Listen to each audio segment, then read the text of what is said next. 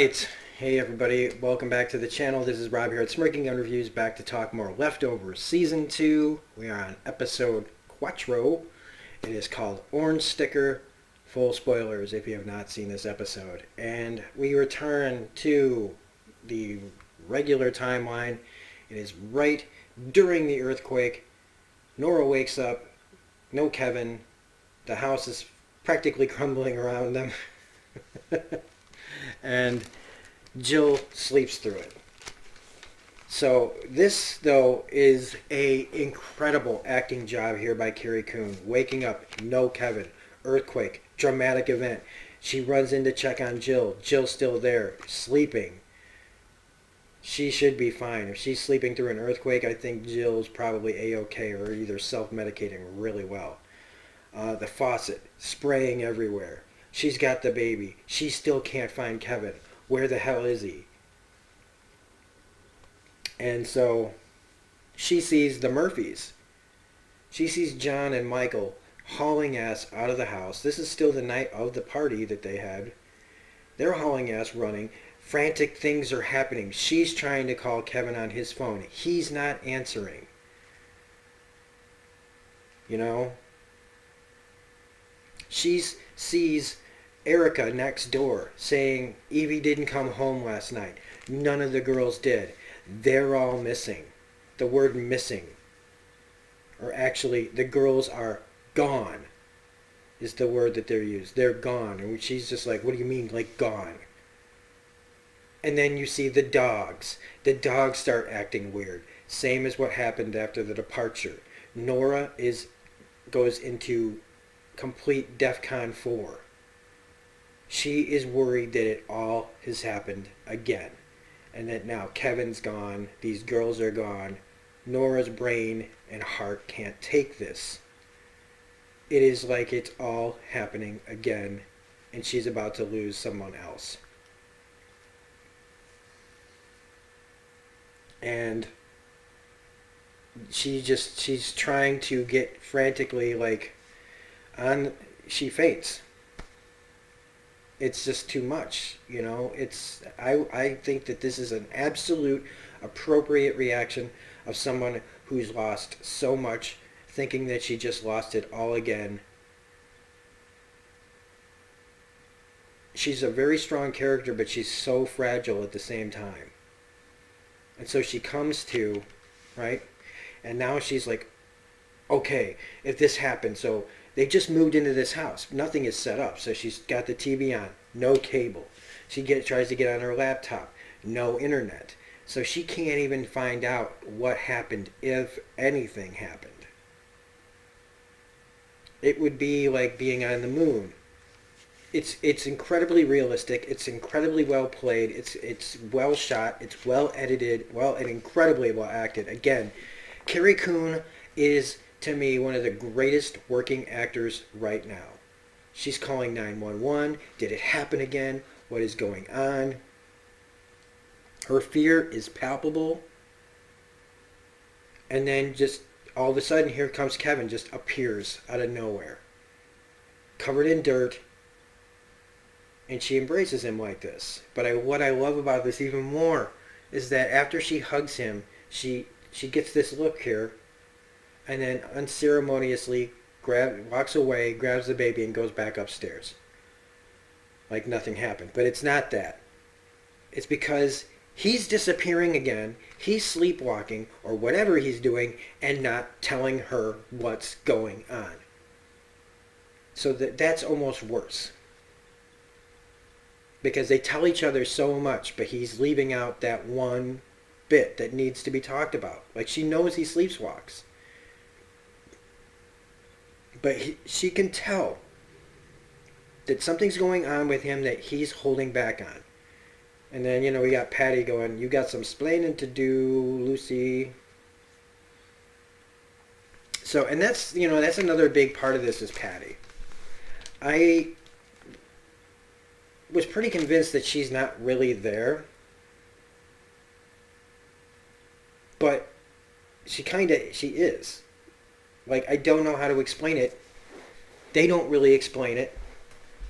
I know that part of this is like in his head, but she's there. This might be a part Fight Club thing, but like later on, there's a situation where it makes you go question how real is Patty's presence here, and if she is really there, what is her besides haunting Kevin, right? And remember, in real life, she hated Kevin. She hated him. Maybe because her husband was a piece of crap, but she knows things. But we'll get to that. Um, get back to my place and my notes. So, at least as we come back, and I really wish I could use the music from season 2. I love it so much, that Let the Mystery Be music, that, oh, it's so cool. And anybody that doesn't, like, if you don't like that song, you're crazy. Because it fits. Like, it's such a happy song for such a sad show. I love the contrast of that. He straight up tells everybody what happened. I sleptwalked.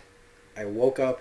He doesn't tell them about, tying a brick to his legs. So again, he's not telling them everything. He's telling them almost everything and leaving out the really, really dark shit.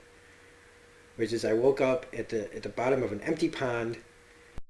There's a car there. John showed up. I lost my phone. I should probably go and call the cops or something. And Nora, who I've said this, I was going to say this later in the review, but she's smarter than Kevin. She's just straight up smarter than Kevin. She's like, so you're going to go tell the cops that you woke up without any memory of how you got there, in the exact spot where 3 girls go missing, and you're new here to this town. Think that's a smart idea, buddy? Just because you used to be a cop doesn't mean that they're going to care that you used to be a cop. So, but thankfully, the plot, the script gets in the way and helps them out by cops coming to their house and saying, is that your truck outside? Well, we need your truck because it has a winch on it. We need your help to help at the missing girl's site. So that gives Nora and Kevin a chance to go down there without having to look suspicious. It's very convenient for the plot, but whatever. Also, it makes it a tense situation at first because you don't know if they're there to take Kevin in, but like, why would they? And I apologize. I've been talking a lot this morning. So,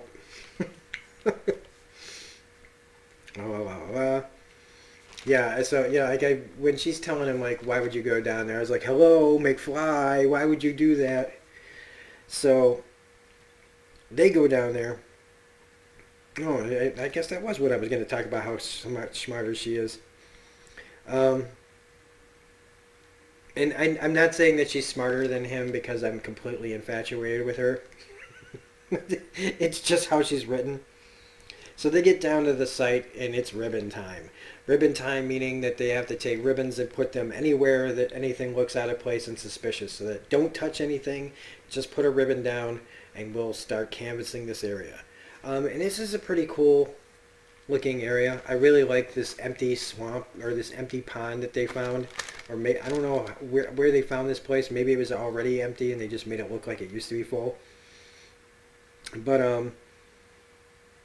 Nora, exploring a place, finds Matt at a prayer circle, already acting like, he's chanting the same thing they're chanting about being, like we're the, what was it, 9,621 or 6,000? I don't know what number it is anymore, but he's completely acclimated to life there. And Jill kind of left at home. Again, they're trying to figure out what to do with Jill as a character. So Jill's there. She's young. Michael is next door. He's about the age appropriate, for her. So she goes over to talk to Michael because the water sprayed all over her from the sink. And they're trying to set up like kind of a love interest here, but it really kind of never really goes too far as like, these people are all still broken, so it's like, how far would this get anyway? But it's to give more exposition, really. This is and to give more insight into what Michael's thinking, really. So Jill just kind of becomes the person who's carrying the baby around and seems to be interested in Michael. But in this scene, it's Michael giving the exposition that he thinks that Evie departed, and that nobody's talking about it because nobody's running around saying that a whole bunch of people just went missing, just three girls. Um, so at this, the cops find Kevin's palm print. They don't know it's Kevin's, but they find the palm print that Kevin left on the car because people at crime scenes always like to touch things. It's like in scenes where somebody sees the gun, like sees somebody shot, sees the gun, and then they pick the gun up. It is one of the stupidest cliches I've ever seen. Like that, they still put that in movies. I can't fathom why they would still put that. It's like somebody just goes, "Oh, look, a gun," and somebody got shot. I'll never get tied to the gun. Just like putting your hand on the car. Like, I mean, I guess it's more forgivable about putting your hand on the car, but like, I wouldn't be touching shit if I just woke up with a freaking cinder block tied to my leg and an empty car blasting and locked from the inside. There's nobody in there. Are you gonna drive it away? So after they find the palm print, all these looky-loos that have been the tourists and stuff that have been hanging around waiting to get their hands on some of this water, all frantically, like a bunch of Springfield Simpsons characters are rushing in to scoop up all the water that they can, this holy water, this magic water that they think is going to save their lives. And I like that they've got like still fish and stuff trying to like, there's nowhere for the fish to go, but the people are just frantically grabbing the water. And they're like, see, that stuff's realistic. People are bananas. I mean, look at Black Fridays, right? Like, I mean, this at least stays true to how humanity is. Just a bunch of frickin'. So Kevin doesn't find his phone, and Nora takes off, and she goes to a local like gas station and buys a fifth of wild turkey and a pack of Reds.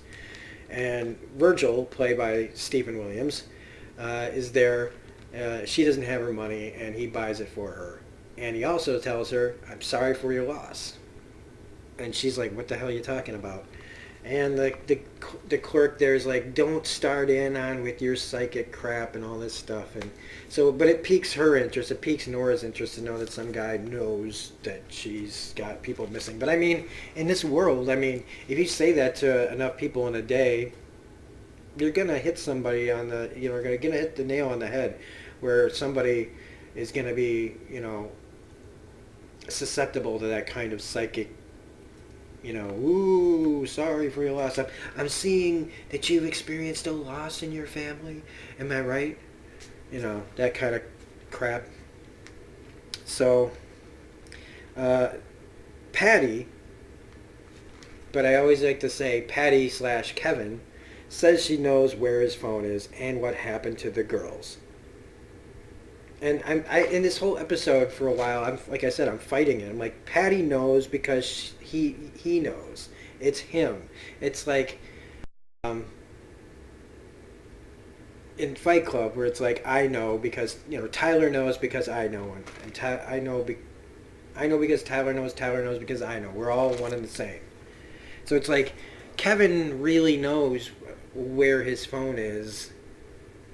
It's just he's like mentally blocking himself or something like that. John shows up though and gives Kevin a ride. And he thinks that he's taking Kevin and him home, but they pass where he lives. And he takes him outside of town to the frenzied people outside. And this is where John gives Kevin the "there are no miracles in miracle" speech. And taking him outside of the area, he takes him to this place where Isaac, the guy whose house he burned down, the guy from Family Matters, he wants to question him about how he said bad things were coming and they did, and now I'm going to question him with this baseball bat. um, and it's, it's interesting here though, like when Patty talks to Kevin. And I mean, she really talks and talks and talks and talks, and it would just drive you insane. But she knows an awful lot about Patty's past. And maybe she is, now I'm writing, maybe she is there. Or maybe Kevin researched Patty after she died and found out enough information about her to where his subconscious could fill in the gaps for some of the actual things that happened or didn't happen. He could, like, because she tells the story about how she caught her husband taking a shit on some other girl's chest, or having a girl take a shit on him or something like that. And so, it's feasible that he could find out that Patty came from like this really bad past, who had a bad husband and cheated on her. He could find things out like that. Or she's really there. And again, it's one of those things that they kind of leave vague, to make you question what's going on. And maybe some people, like, it may get a little frustrating, but I don't always want or need answers. Some things are just happening. And if they aren't too out there as far as like a leap of faith or imagination, or too much of a, what's the word, the phrase, it'll probably come to me in the middle of the night and I'll wake up screaming it. That maybe she really, it's not as important if she's really there or not. But John lied. John lied, and Kevin goes to somebody else's door, and it's not there. And he, meanwhile, is bashing the guy's door in, and gets in there, and he gets shot. The guy shoots him because good. John needs to get shot, busting in on people, burning their houses down. I'm not saying that John isn't a sympathetic character, but he's not very likable. And when you burn somebody's house down, I would, the next time I saw you, I'd shoot you. Because John's got this weird holier than thou, like, he believes in nothing. And they bring that up. There's nothing more dangerous than a man who believes in nothing. I don't know what he's holding on to or why he takes this also personally. I can't remember why it is. I know that it has ties to Stephen Williams' Virgil character. That's his dad. And why he feels the need to take it out on people that do believe in things, especially if they're not hurting anybody, and he's been in jail for attempted murder. So it's like, I feel like John's holier than thou attitude and his predilection to violence about things makes it really hard for me to even understand why Erica, this like veterinarian, this kindness, this person who works to help people, would even be with somebody like him. But of course, I mean, I don't understand why a lot of people are with the people they're with. It just doesn't make sense to me. But, que sera, sera. So, Nora shares a drink with Jill. I like that. How old are you? 20? 21? 18? 17? Good enough. So they share a drink, and they try to explain, they try to figure out Kevin's sleepwalking. Why is it happening? He's, if he was all stressed out in Mapleton and we left, why is it still happening? And it's a really good point. And Jill says, well, the old saying, wherever you go, there you are. So like, just because you run away from your problems doesn't mean that you don't carry them with you. And just because you don't like who you were there doesn't mean that you go somewhere else and suddenly everything's just going to be better because you're in a new place. You're still bringing all that stuff with you. If you don't fix yourself, if you don't work on things, they're just going to be right there, to meet you. You get on a plane in New York and go all the way to Los Angeles, and your problems are going to be right there at the end of the tarmac. So we also get this really good story about how before Nora was in the, like, interviewing people for money for departures, she was into tracking people down.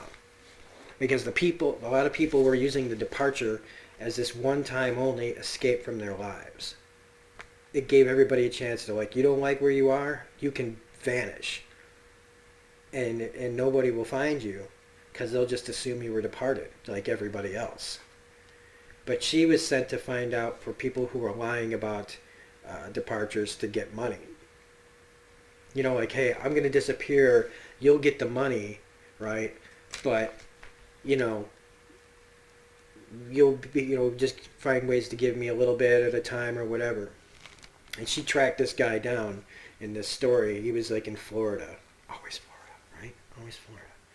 Or something like that. Maybe Costa Rica, I don't remember.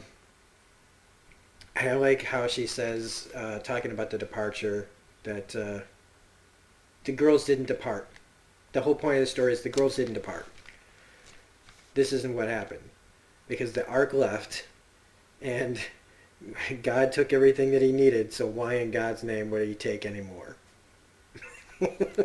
And again, that's what the problem with a lot of these people feel is, like, these people went like what they raptured, or whatever you want to put it, whatever religion or faith or crap that you believe in. I'm sorry, I said crap that you believe in. Stuff that you believe in, whatever. Why wasn't I chosen? Why don't I get to go to some other place? It's like assuming that they went to a better place. Right? They could have been sent to the center of the sun. They could have been sent to Florida. Sorry. Like, I don't know why Florida gets such a bad rap, but I haven't been there since 1988. And there are a lot of news stories that come out of Florida. But honestly, if you looked at any state, there's probably a lot of, maybe not every state has as crazy stories as Florida does, but Florida is definitely, gets kicked in the balls quite a bit in this country. So Kevin takes John to the vet, where his wife works, and she takes the bullet out. Meanwhile, Nora leaves Jill with the baby to go see Matt. And she comes in there, like, asking him straight up, like, is this real? Is it real? We came here because you said this place was safe. And as soon as I get here, there are earthquakes and missing girls, and Kevin's, like, walking around, sleepwalking. It feels like we're still in Mapleton. And he gives her this great speech about, well, not speech, but it starts with that Mary, his wife, woke up when she got here. And that was enough to convince him that instead of going to the hospital, all she wanted to do was talk. And they play catch up. They talk about their lives, they talked about everything that happened, and then she went back to where she is. And he's staying there because he's convinced that sometime in the future she's going to wake up again. And this is where it happened, so he doesn't want to leave. It's kind of funny, though, how this all turns out for Matt after the fact, when you get down to it later on. So I'm not going to say what, because there are people that watch these that are watching this for the first time, which is amazing. So we get the orange sticker, like the titular title of this episode, where the houses in Jarden have these orange stickers that say verified on their door, on their houses, because the government, when they heard what happened there, that nobody departed, they came and verified house to house that nobody departed and put an orange sticker there. Why they needed to do it for every house for some reason, I don't know. It's a symbolic thing. So Erica tells Kevin about John's predilection to warning people about miracles, magic, psychic mumbo-jumbo. And so this is nice for Kevin to know after the fact that he's been burning people's houses down. And after this is over, he gets the bullet out and Kevin leaves. Patty starts talking to Kevin about how he doesn't really love Nora, and Nora really doesn't love him, and that it's all damage control, that they're just so afraid to be alone that they're just holding on to each other for dear life, so that nobody else disappears around them. And she's not wrong. If you love them, you tell them about me. And he's like, I do love them. And he's so she's like, well, then why'd you try to kill yourself, dude? Because people who really want to fucking die, like me, you, these are not the actions of a man who loves his family. And Kevin's like, I don't really want to die. I mean, he's breaking down, man. Justin Theroux, I as much as I praise Carrie Coon, Justin's performance in this show is unbelievable. It's because of this show that I will watch Justin Theroux in just about anything. I liked him earlier in his career, but it was this that solidified my, like, I was like, holy crap, this dude is a solid actor. He plays pain and emotion so well. Patty then says that the girls departed. And I'm not I don't want to go too far into that for spoilers, even though like I said, it's full spoilers, but like I'm not going to go any further than that. That's what she tells Kevin, that they departed. But let me just tell you something, like, ugh. No, she walks away, but remember, there's this guy that's up in the tower that lives up there, and he goes, who's your friend? So either both of them are used to seeing hallucinations, or how the hell does this guy see Patty if she's not really there in some way? Is this guy touched in the same way that Kevin's touched? And why is Kevin touched? But then again, I have to tell myself, stop asking so many questions. This isn't Lost. Even though this is Damon Lindelof. That's why I'm saying this isn't Lost. So when Kevin finally gets home, Nora tells Kevin that she can't wake up alone again. This can't keep happening. During this whole part, though, I love that they're playing I don't like Grease, the musical. I don't like the songs in Grease either. I'm not a musicals guy. Really, I don't like people singing plot or emotions or whatever. However they're driving the story along, I just don't like it. It just doesn't do it for me. But hearing You're the One That I Want in the way that this guy sings it in this episode, I actually think that song is really beautiful. Is as long as it's not sung like with a couple of greasers and pink, skirted ladies. This song is actually can be really haunting. It's really haunting the way this guy sings that song. As Nora busts out Kevin's handcuffs and says, this is how we're doing things. When we go to bed, we handcuff each other to each other so that you can't just walk away. So like if you wake up, if you go to sleepwalk, I'm coming with you. And I think that's a really interesting yet just messed up idea. Because what if when he wakes up or when he starts sleepwalking, what if that version of him isn't too happy to see her handcuffed to him? I'm actually kind of afraid for Nora. And she asks him, are they going to find these girls? And he says, I really don't think so. And at the end of this, Jill wakes up to find Michael scraping the orange sticker off the family house. Because he's already accepted the fact that she's departed. And that's the bill of, that's the thing they're trying to sell you in this, is that these girls departed. But even back then, even while I said that it's not out of the realm of impossibility, the simplest answer is usually the correct one. Right? And the simplest answer isn't that they departed. It's that they used the departure as a way to disappear. To say that it could happen again. Maybe even to make people think that it could happen again. Because that's the kind of stupid thing a fucking teenager would do. Is use something like that. Well, and not just her. Other people did it. They just waited over 2 years or something like that to do it. Well, not quite 2 years. Like maybe a year and some change or something like that. And even no, that's got to be even longer than that, right? How long since The Departure did season 1 happen. So this has been years, right? It's been a few years since The Departure, so people, this was the chance for these girls to, oh God, I'm getting into spoilers.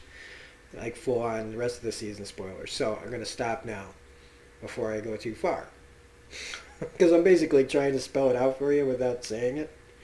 And I know that there's one person in particular that hasn't watched these. And maybe, well, she's probably watched this review, she's probably watched this episode before she watches this review, and I don't want to ruin it for her. So Jen, if you're out there, I'm trying not to tell you what happens. So if you already know, if you've already binged this season, tell me so that I can feel better about spoiling the ending. But I don't want to spoil the ending. I'm trying really hard. It's not really the ending. It's more like maybe an episode or two before the ending.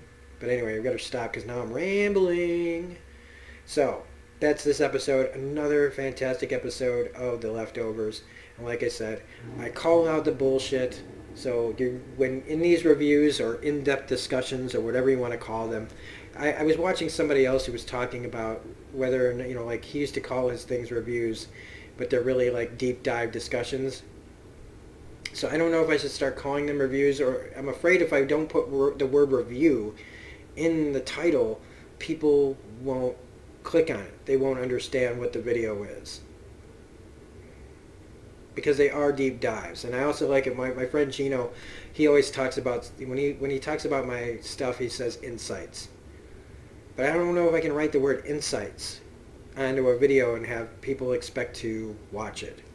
So, I don't know. Maybe you'll let me know in the comments section, those of you who watch this, what do you think I should start calling my videos? Because if they're more like deep dive retrospectives and in-depth discussions about what's going on in these shows, does it matter if I call it review or not?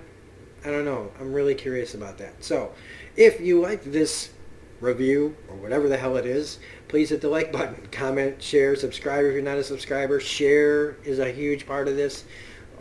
Almost as, probably more important in some ways than anything else. If you want to make sure that you know when all my videos are coming, you can hit the bell for all notifications. You can also find me on Twitter at reviews_gun. If you feel so inclined to try to make the channel better, you can donate to my channel by going to my PayPal. It's paypal.me/smirkinggunreviews. Otherwise, we will be back with episode 5. This one's about Matt and Mary and their experiences here at Jarden, Texas Miracle. And it's a doozy. Poor, Matt is, poor Matt. Matt just goes through a lot of shit. Well, I mean, everybody does on this show. So, come back for more exciting, happy times on The Leftovers. We'll see you next week, everybody. Bye.